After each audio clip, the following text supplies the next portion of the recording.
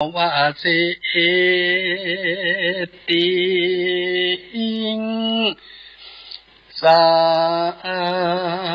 อันตะวนดูลาสัมปุริสันตังหลายจงฟังนิอาญายอันบ่เศร้าแต่งผูกทวนเก้าถึงผูกทวนสามจิตตามมังบอกขานฟังเมื่อเจ้าสุริยาขาดกุมารมีสมปานยังไปกลางได้ปราฟังน้ำพระมันดานตกไก่กะตั้งห้องถึงปเตระต้องเมืองนากาบันนี้จักจันจางยังทอยังนางสาลีคำอันได้มาอยู่ในสาเปาโอเล่มใหญ่ลอยน้ำจันใจมาห่างปุริสาอนว่าคนใจบ่น้อยได้500อยู่ในสามเปาเขานางนงเล่ายุงบนฝั่งก็เอิญสั่งเจียนจางว่าดูลามเปื่อนตั้งหลายเฮยมวนหมากสั่งดัวหลักหนักนานางนั้นเป็นเต็งว่าด้านในป่าลงและนาลากงกังหรือเป็นยักษ์ขาบามกลางกับเป็นอนาสู่สากรลืมเป็นกินอาลอนอันลางแก้วมันเล่นแอวกงกังหรือเป็นมาโนลาฟางฟ้าลงมาลาตอนสายนันจาเขาก็จากกันว่ากันเฮาเข้าไปไกลเจียวว่านางอาราไทยนี่ไปเขาก็อยู่ที่ไกลเรียกร้องวังดูลานังนาดน้องโซพังนางเป็นเต็มวันดาสะอาดยานจางฝ่าลงมังหรือเป็นนางโนลาโดยใหญ่อันตันกะไว้ว่ายุกันทอนหรือเป็นกินลอนอันจางฟ้อนผิวอ่อนเรื่องไรจะหรือว่าอันเมื่อนั้นนางสาลีคำนานไทยก็เนี่ยเป็นดังบ่ได้ยินเข้าจานสารสายตาสันพองด้วยแย่มาต่อเขาลายปุ่งคนใจหานลอยคือข้างก้อยไปมังว่านางนั้นงามแง่งหูนางเตียงหนวกแต่บ่สงสัยเขาก็เอากันไปที่จิมไก่นั่งอไทยก็บ่เจียนจ้าเขาก็ว่านางนี้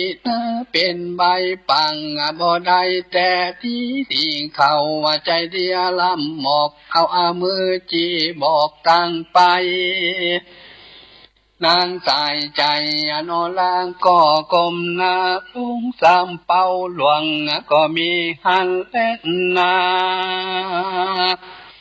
ยามนั้นปองกาสามเป้าหลวงบ่น้อยได้500นานนำมาหานางสาลีคำงามอันใจดังจักขาดเมื่อมอนหลานคนปอนุนลมเต่า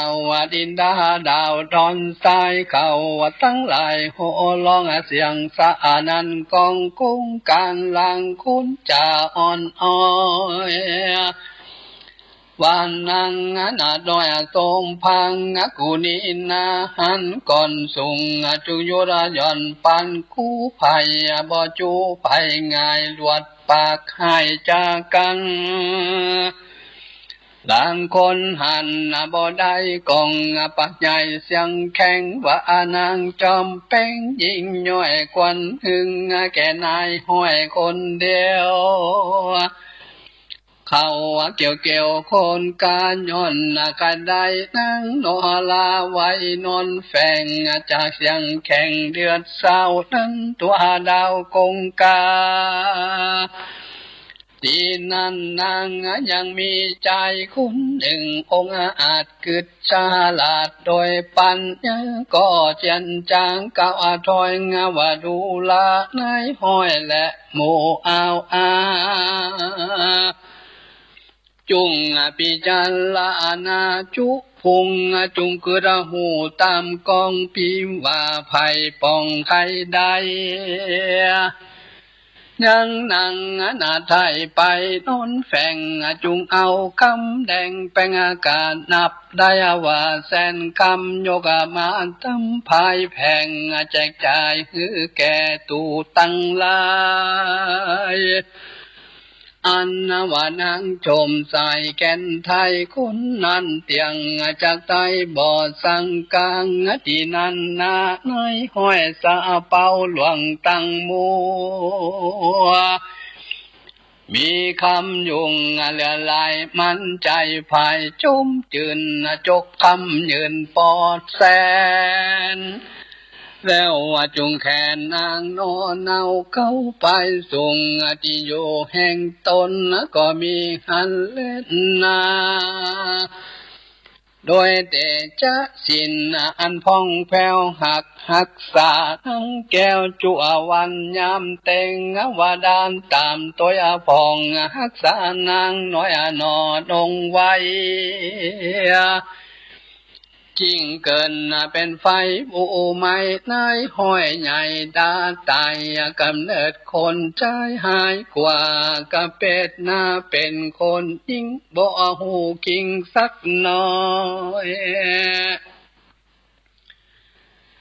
นายห้อยลวนโศกาถึงวันมาลุงเจ้าก็บอกเล่าจำภัยเต่าลักเสียใจดักยุงแล้วก็ก้าวแก่ลูกหมู่ตั้งหลายว่าภัยยังไม่ใครได้ทั้งนาไทยปิมแปงจุงเอาคำแต่งบ่เศร้า100,000 เต้าวันว่ายกยอมมังตอนนากูจักเหิดนั่งนอลาไปจมยังมีใจคนหนึ่งพาล้มไข่ใดยังนั่งนาไทยสาลีคำจริงไข่กำอ่อนอ้อยว่าการแดดไอลอยคนดีของเฮามีน้อยกลัวอย่าได้วางถึงแสนของตึกแดน70,000ข้าจักยืนยอปันนายห้อยคนหันแต่ได้ก็เหือนั่งโนไทยแก่มันไปกันตาวันใสตบต่ำคำมาแล้วดังอันใจคนนั้นก็เข้าไปหานางหลวดตาฟังใจสั่นตัวห้อนปันตั้งคิง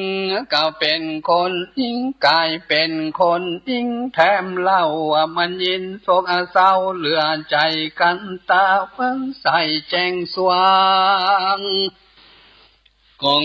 บ่จังจะอภัยย้อนมีใจเสียดายมุ่งก็รักอยู่คนเดียวหันเปื้อนเที่ยวมาไกล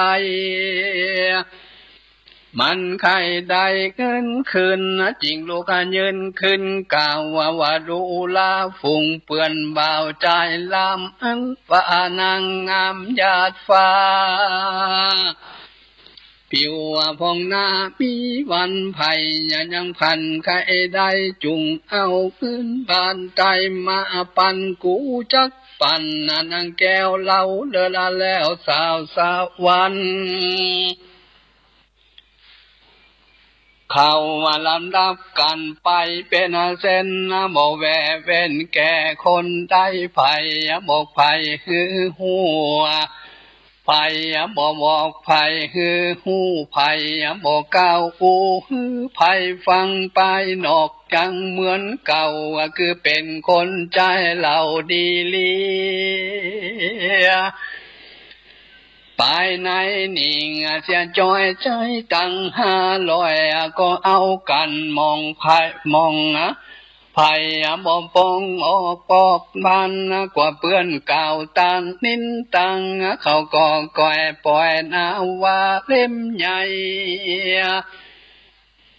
ลมปราศัยป่าไปตามฟ้องใส่น้ำกว้างน้ำปันกว้างแตกพระพายยามนั้นยังมีใจผู้หนึ่งองค์อา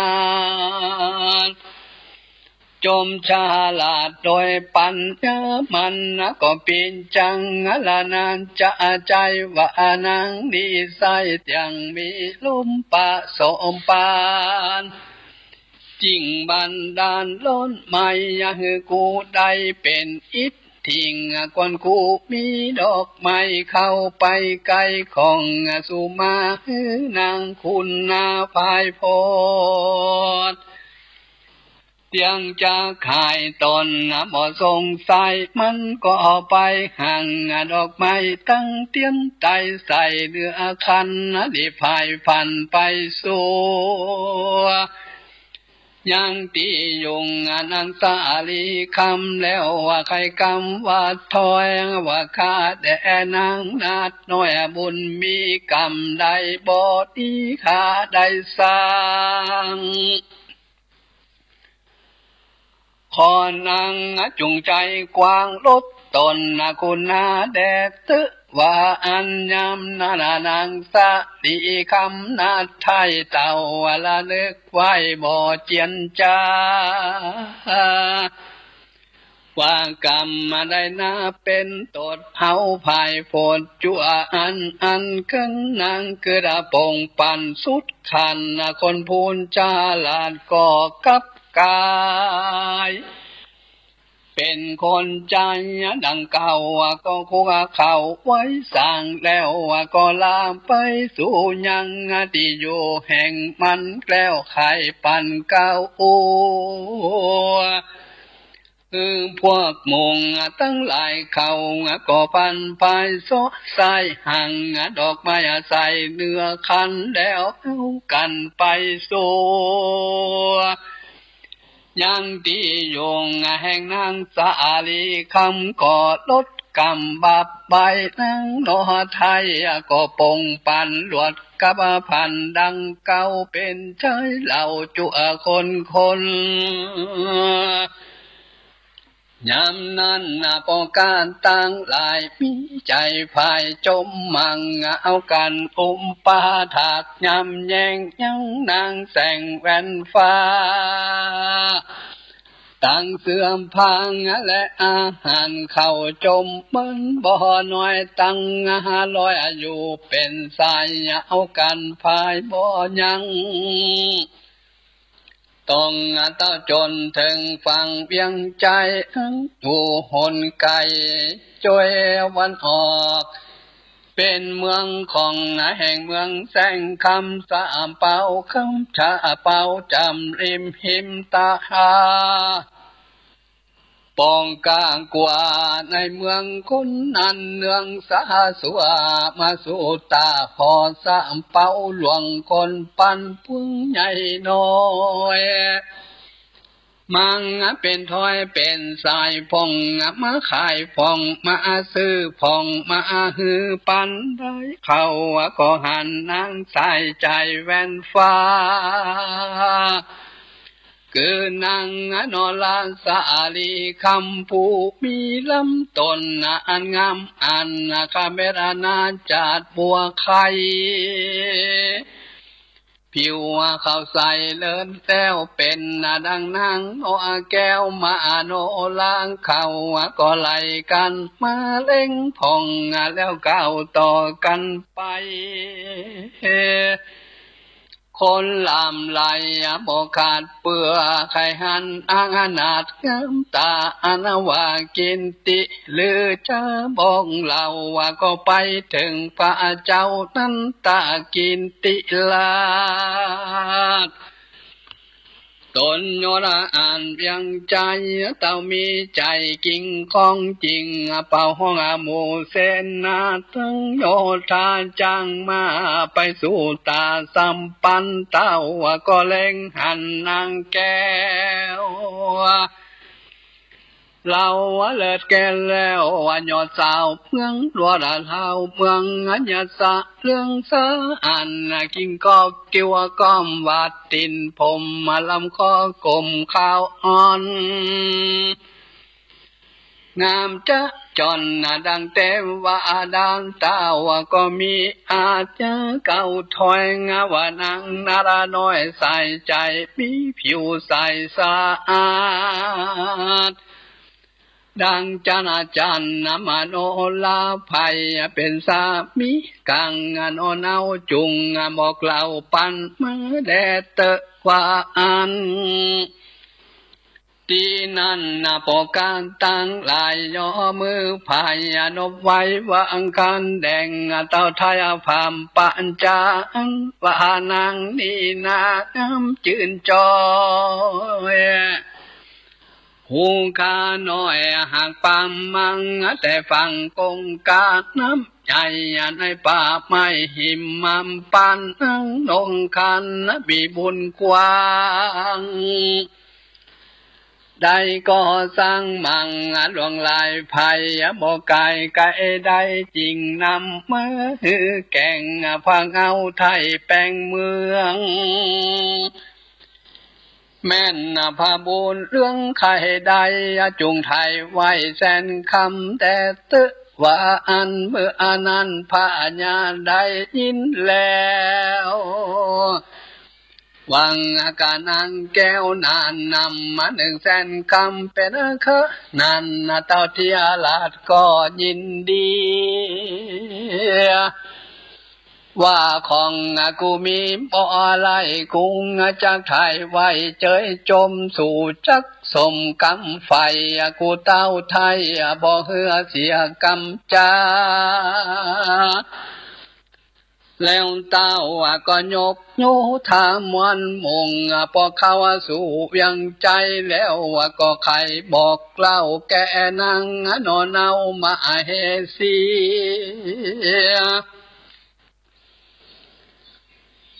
สั่งรวมมีคำอ่าน12 นางนาโตพังตั้งนางกัญญาบอนมุงวสุจุงโยธาทหารอย่างนางสวรรค์ผู้มาใหม่กูจะกไทยไว้เป็นเทวีสุงยามีกัมพมาอย่างนางผู้มีรูปงามอาจเรือคุณเป็นดังตนนางฟ้าอยู่แหล่งลาคงสวรรค์นั้นแลนาว่าอันยำนันนางเทวีนังตั้งหลายน้อยใหญ่เอากันน้อมไว้ตุนสั่งว่าคันแด่มหาราชเจ้าตนเป็นปิ่นเก่าปะจานเต้าปล่อยหาสันจะบ่ได้จักเอานางผู้มาใหม่เป็นอังกาลมเหสีกรรมวตีว่าไว้เต้าไทยป้อยตุ่มได้คนตั้งหลายจักเก่าถอยไผ่ใหญ่น้อยจักอินตา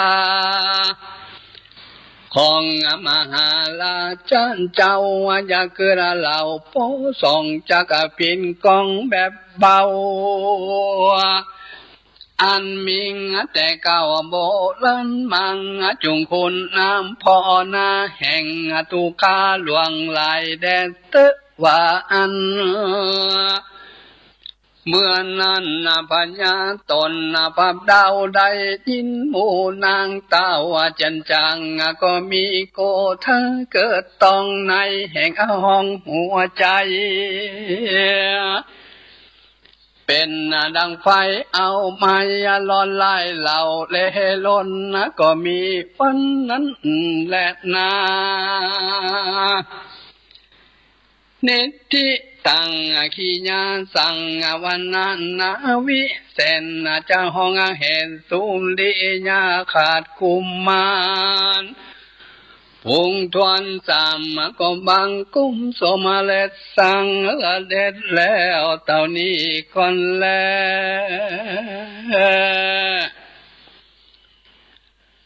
บทที่3ก็จบลงเนาะฟังแล้วก็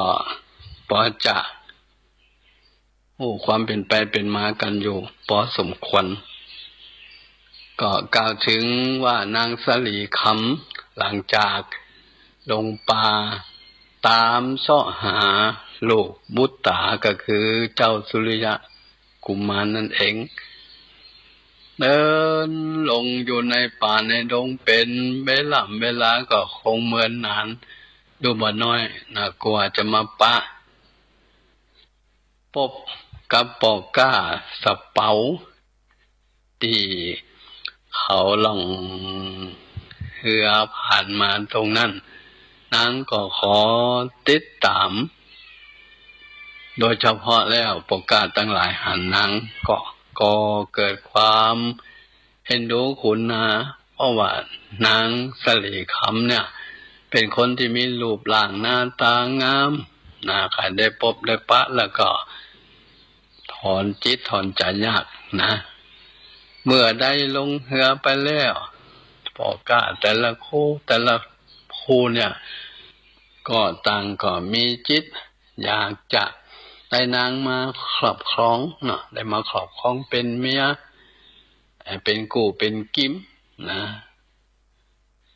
แล้วก็มีเจ้าที่เป็น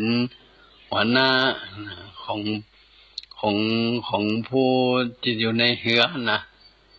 ใครอยากได้อย่างใดก็ตั้งราคาประเมินว่านั้นเหมือนกับขายของประเมินให้มีเงินนาอย่างใดก็มาแลกมาซื้อเอานางไปก็จะปรงอนุญาตให้ต่างคนก็แสดงตัวแสดงตนนะเอาจกเงินจกคำเอามาแลกมาเฮแล้วก็กระจุงมือนางไปพอจะเอาไปรับไปนอนตัวก็พอแตะต้องตัวนางกลับกลายไปเป็นแม่หญิงกันเหียคนแล้วคนเล่านะเมื่อกลับกลายเป็นแม่หญิงแล้วมันก็เกิดความอับอายขายหน้าไว้ตัวเป็นผัวใจแล้วก็มาเป็นแม่หญิงอย่างเอี้ยก็ไม่อยากจะว่าตัวเองเนี่ยเอาเปรียบหรือว่าอันเสียเปรียบเพื่อนก็เลยในเมื่อใครมีเงินมีคำจะมาแลกก็มาเลยนะก็จะตั้งราคาสูงขึ้นนะสูงขึ้นวันนี้สุดมาในเมื่อเหือหรือว่าสะเปาเคลื่อนไปเลยเนาะไปถึงบ้านถึงเมืองก็ไปพักไปนั่งอยู่คนตั้งหลายหันเหือหรือว่าสะเปามาตรงนั่นนี่พร้อมกันก็ได้หันตัวของนางสีคำต่างก็มีความชื่นชมมีความชอบมีความหลงไหลในตัวแห่งนางสีคำกันแล้วก็เมื่อไปถึงเมืองนั่นเนี่ยคนหันกันเรื่องราวมันก็ไปถึงหูเต้าปัญญาเนาะในเมืองนั่นว่ามีแม่หญิงงามเหมือนกับนางสวรรค์ได้พดมาหลอดในบ้านเฮาเมืองเฮาอยู่ที่ตาน้ำท่านเจ้าวัญญาท่านได้ยินได้ฟังอย่างอันท่านก็เกิดความอยากจะหันอยากจะอันนางสาวสวรรค์มันจะงามกว่า มเหสีของเฮาก็ถึง12 คน33 คนเนี่ยก็ปาบอกคือเสนาอามาตย์และก็ติดต่อประสานงานไปดังเฮียสะเปาที่ปอกกาทั้งหลายถึง500 คนอยู่ตรงนั้นนะคือป่านางเนี่ยเข้าไปหาพอเข้าไปหาโนตันเต้าพญาสังกะโอ้ชอบอกชอบใจว่านางนี่มีผิวพรรณวรรณะเปล่งปลั่งสดใสคนที่จะเป็นมเหสีของเฮาปอกกาก็เลยตั้งราคาคือตันเต้าพญาเป็นเงินเป็นคำมักมาโยนะโอกันเป็นนักหนาไอ้เท่านะแต่ท่านเป็นเจ้าพญาเนาะเงินก่อนนักคำก็หลายอย่างก็คงมีปัญหาแล้วก็ตกลงจะได้นางมาเป็นมเหสีคนต่อไปท่านเต้าพญาท่านก็เลยมีการประชุมเรียกอันหมู่มเหสีตั้งหลายที่ได้อยู่กับกันมาเป็นเวลาเมินนะว่าเนี่ยสู้ทั้งหลายเอาได้ไปพบไปป้ายมันยิ่งงามเป็นดุจดังสาวสวรรค์โอ้ว่าจะงามกว่าหมู่สูแต่อย่างใดเห็นหันแล้วว่ารู้สึกว่ามีความสวยความงามนักหนาป้าปานไอ้มันยิ่งทั้งหลายเหล่านั้นอันเป็นมเหสีมาก่อนต่างก็บ่พอใจโอ้ว่าท่านเต้าพญานี่มีหลายใจตอนแรกก็คิดว่าจะรักชอบตัวเนี่ยจะอยู่กันจนกุมเข้ากุมแก่อีนะแต่ว่ามาบัดนี้สักจะเปลี่ยนใจเพราะหันมันยิ่งงามก็อยากจะได้ก็เลยบ่พอใจตรงนั้นก็กล่าวติเตียนนินตาว่าท่านเต้าพญานี่บ่มีความสัตย์บ่มีความจริงในอันที่จะอยู่กับตัวกับตนนะอยู่กับตัวกับตนก็ขอว่าท่านได้อยากจะไปคิดอย่าไปอันทำอย่างให้มันผิดแบบเบาโบราณไปเลยอย่างนะก็ขอให้ได้เอ็นดูแต่งตัวแห่งผู้ฆ่าทั้งหลายแต่เตอว่าอันนี้ก็ในตอนนี้ก็จบลงตรงนี้จบลงที่แล้วก็ผูกต่อไปก็จะเป็นผูกผ้าจะเป็นอย่างไรก็ติดตามฟังกันต่อไปเนาะก็ขอให้ท่านผู้ฟังทั้งหลายสาธุชนทุกผู้ทุกคนเนาะเมื่อได้สดับรับฟังแล้วก็ลองนั่งคิดว่าทำเรื่องราวสุริยคากุมารเนี่ยแต่ละบทแต่ละตอนเนี่ยมันก็มีธรรมะที่เป็นทั้งบุคลาธิฐานและธรรมาธิฐานอยู่เขาก็ฟังเอาทั้งส่วนที่ทั้งสองอย่างนั่นแหละนะร่าเริงบันเทิงอยู่ในบุคลาธิฐานอันเป็นตัวตนของละครเพื่อจริงเขาจะได้มาเปรียบมาเทียบฟังง่ายขึ้นเมื่อเขามีความเข้าใจอย่างดีแล้วเขาก็ลองเอาตัวละครทั้งส่วนที่เป็นฝ่ายกุศลและอกุศลตรงนั้นหรือความนึกความคิดของเขาตั้งหลายทั้งดีและบดีนั่นเป็นตัวนำมาทำเขาก็เอามาเป็นอุปกรณ์จ่วยพลักจ่วยเป็นแนวเป็นตางคือเขาเนี่ยเพื่อจะได้นำเอาธรรมะตรงนั้นเอามาใส่ใจเพื่อดำเนินชีวิตของเขาเจริญก้าวหน้าฟังแล้วก็จะก่อเกิดปัญญาสามารถประคับประคองตัวเขาเนี่ยไปสู่เป้าหมายอันเป็นพุทธศาสนิกชนดีๆต่อไปเนาะขอบุญกุศลทั้งหลายจิตตันทั้งหลายได้ตั้งจิตตั้งใจฟังธรรมะในเรื่องสุริยะขาดกุมารอันเป็นธรรมนิทานเป็นเรื่องราวอดีตชาติขององค์สมเด็จพระสัมมาสัมพุทธเจ้าในครั้งกันโน้นนะ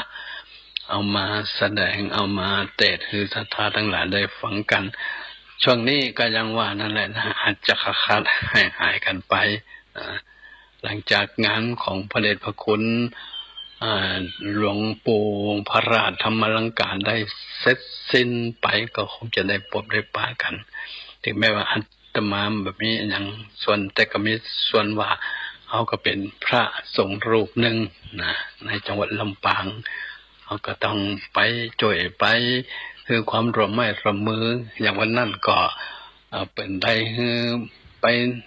นั่งอยู่บนเสลียงก็มีความดีใจนะมีความดีใจที่ได้รับเกียรติจากพระสงฆ์ผู้รับผู้ใหญ่เป็นไปตรงนั้นอาจจะได้รับอันยังต่ออันยังเป็นบุญบารมีไปในตัวเนาะด้วยบุญด้วยกุศลที่ท่านทั้งหลายได้ทำมาในทางที่เป็นบุญเป็นกุศลก็ขอจงได้เป็นธรรมปัจจัยหนุนนำคือเอาท่านทั้งหลายเนาะมีสุขภาพพรรณนามัยแข็งแรงขออนุภาพของพระพุทธเจ้าอนุภาพของพระธรรมและอนุภาพของพระสงฆ์ตลอดถึงอนุภาพของคุณความดีนะจงได้ติดตามตัวตนของเฮาได้อยู่ดีมีสุขตลอดไปด้วยกันจุกคนเด้อขอเจริญสุขเจริญพร